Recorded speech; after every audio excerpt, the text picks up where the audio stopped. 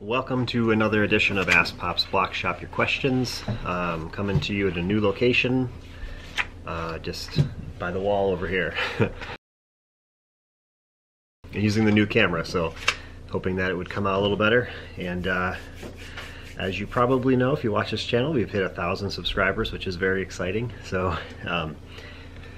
please watch every single ad that you see. No, I'm just kidding.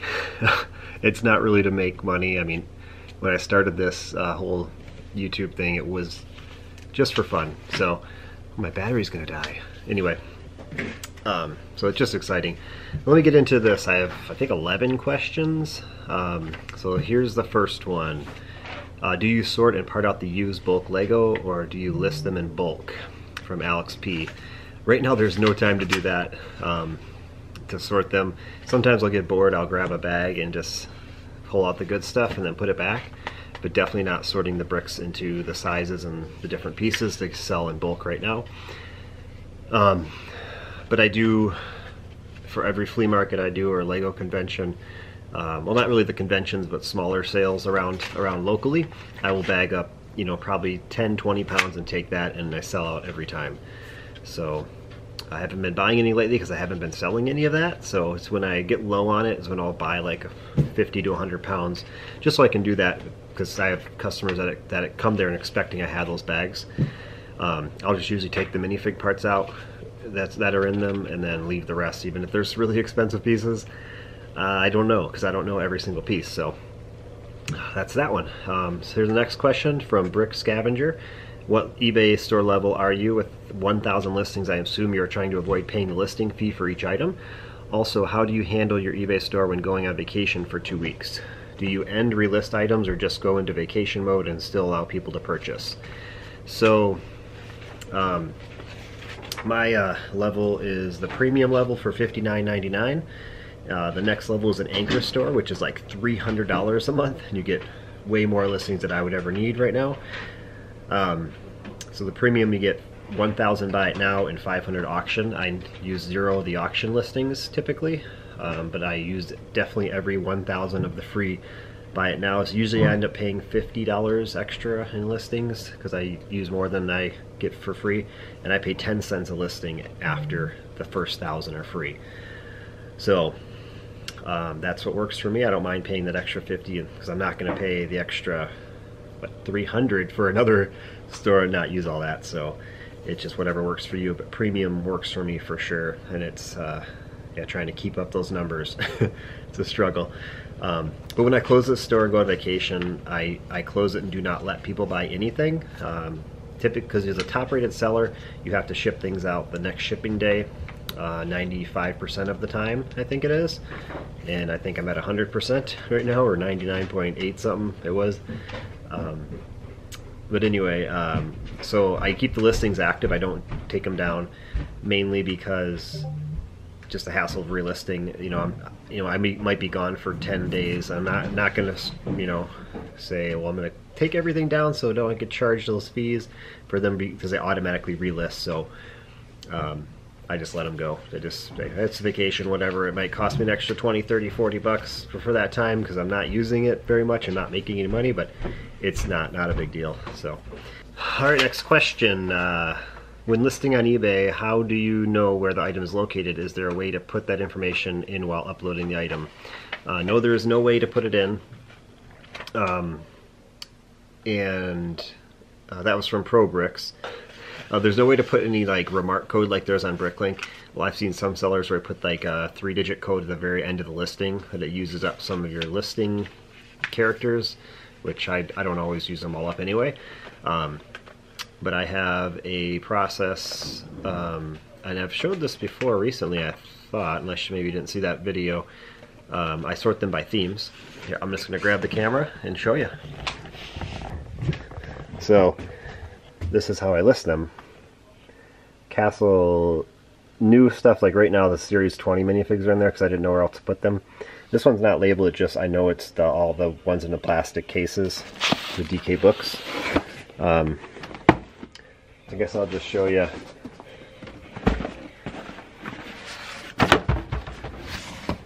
How I do it. I make up little things and I've been doing this for 4 years now, so I know exactly where they go, and I alphabetize castle stuff. Lord of the Rings is not very big, so it's not alphabetized. These are not alphabetized. I mean, there's only 16 different ones here. You know, so these are, I combine the Adventurers, the Orient, and the Pirates all together. So it's kind of the same theme, I believe, in a way. It's just how I do it. So there's not too many different things. And these are all City, Chima, and City in this row. And I was saying before, these are just the ones in like that come in the books. So I know if it comes in that, that's how I do it. And when I, also on that question, when I list the items, I make sure, like, I'll put new at the very beginning so I know that it's in one of the new boxes. So I don't go looking all over in the used section stuff. So just little things that I do to help me find them. It's very fast. I can find stuff. If you go on my just look at any listing and say, where's this one? It'll take me less than 30 seconds. I'll have it. So next question, where do you buy bubble mailers from? That was from Jose M.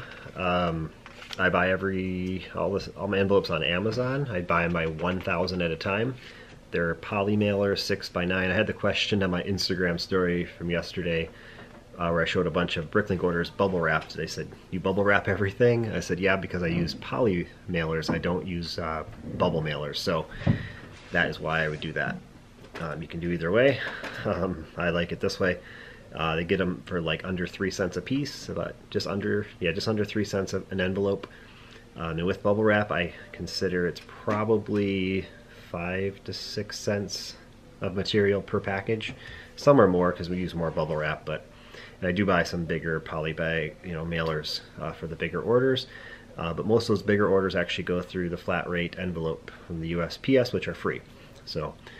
Where do you buy dividers from? Steam Bricks. If you go to menards.com and search Holt, H-O-L-T, and then dividers, you will find the ones I use.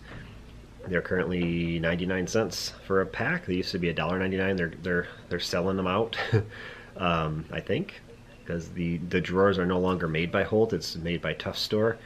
But if you search Holt, you'll find them, and I still have a ton left. So. If I ever run out, I'll find a solution. There's other things you can do.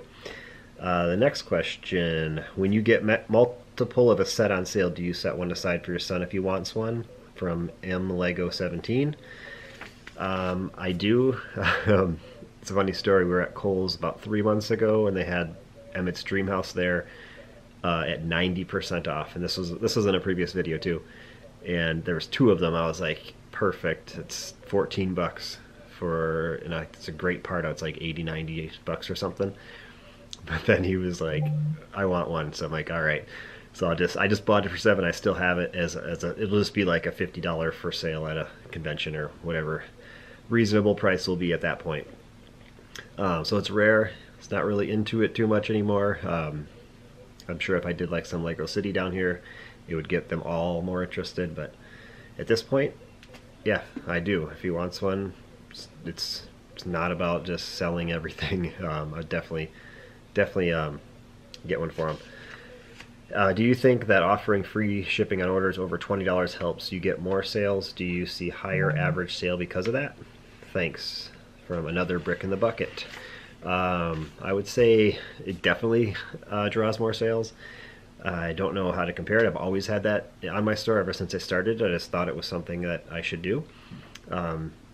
Because I started selling just minifigure parts, and you could sell 15 parts and get to 20 bucks, and it's like it's only costing $3 to $3.50 to ship it, and somebody might only want 5 things for $6, and then they just say, okay, 20 bucks, will get free shipping, so it helps you sell more.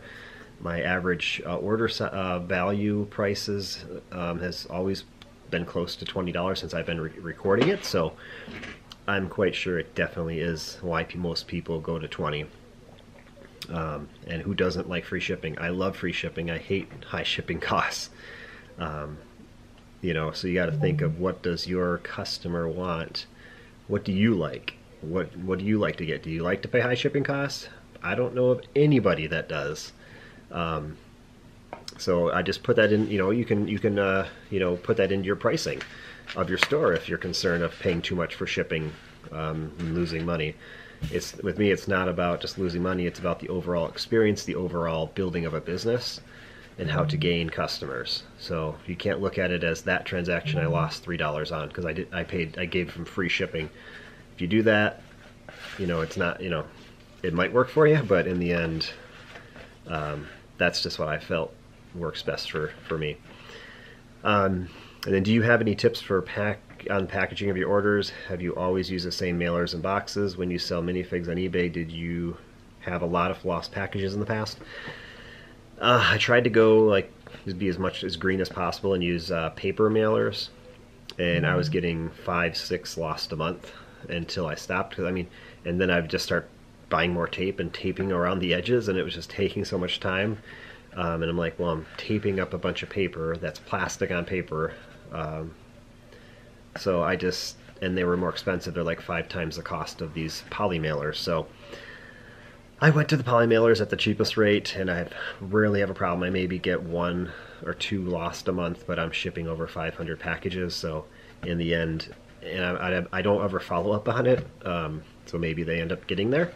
I don't know. Sometimes people say, hey, it finally arrived. It does happen every so often. They'll say, no, I did get it. And sometimes they'll want to send me the money back. And I said, you don't have to, but then if they want to, they can. Tips on packaging, I don't know.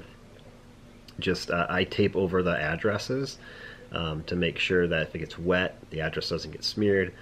And sometimes I'll tape over, if it's an expensive one, tape over the tracking number with tape so it can't get smeared that way as well.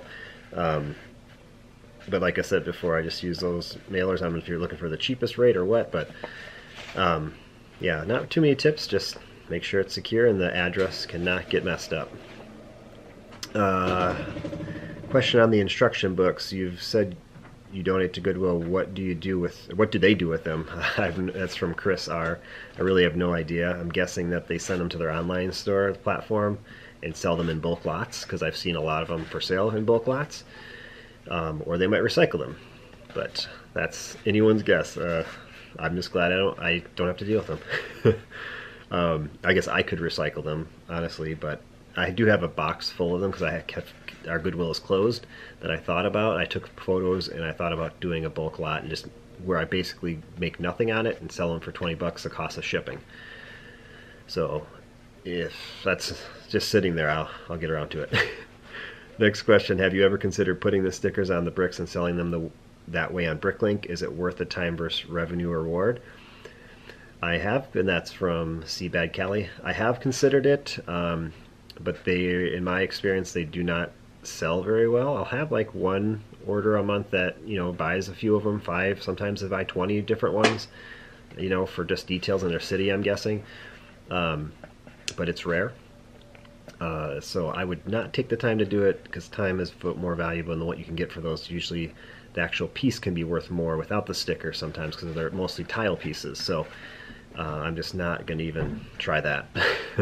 So it's not worth it to me.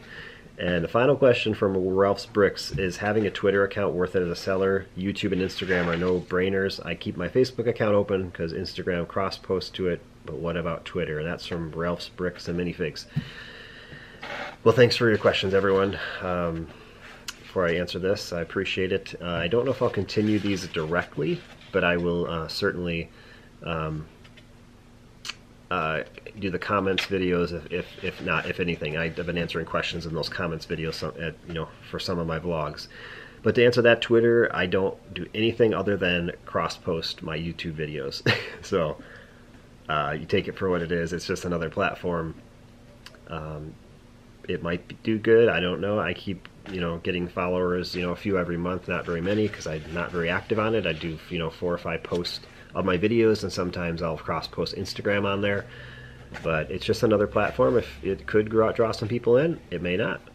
I get a couple of likes on every post I put up, but yeah, I would say if there's any opportunity that is very low effort, take it. So that's my opinion on it, because there's not much effort involved. So yeah, again, thanks for watching, and we will see you on the next one. Thank